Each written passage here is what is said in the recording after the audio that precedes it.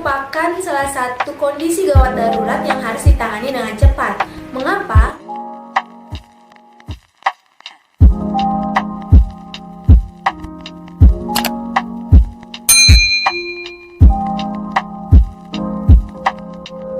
Halo semuanya, welcome back to my YouTube channel Santosa Herbal. Kembali lagi dengan aku Nia. Dan di video kali ini aku bakal ngebahas tentang stroke. Apa sih itu stroke?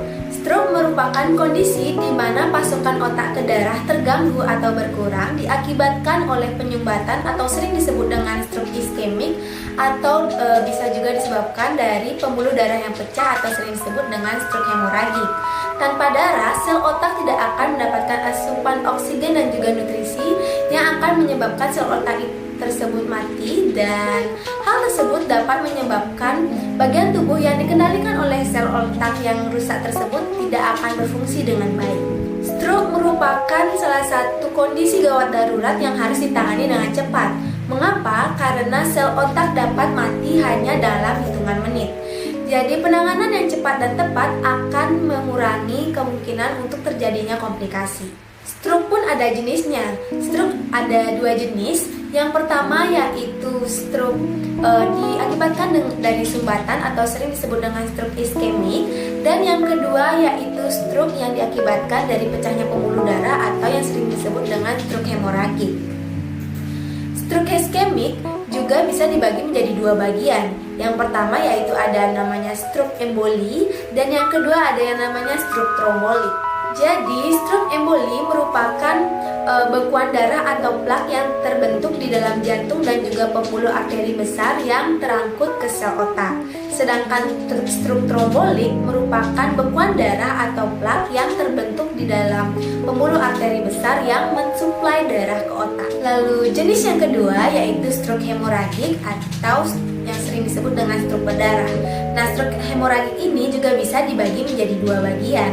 Yang pertama yaitu ada pendarahan intraserebral, dan yang kedua ada yang namanya pendarahan subaranoid. Pendarahan intraserebral merupakan pecahnya pembuluh darah yang dimana darahnya tersebut masuk ke dalam jaringan yang mengakibatkan sel otak mati dan berdampak pada kerja otak berhenti.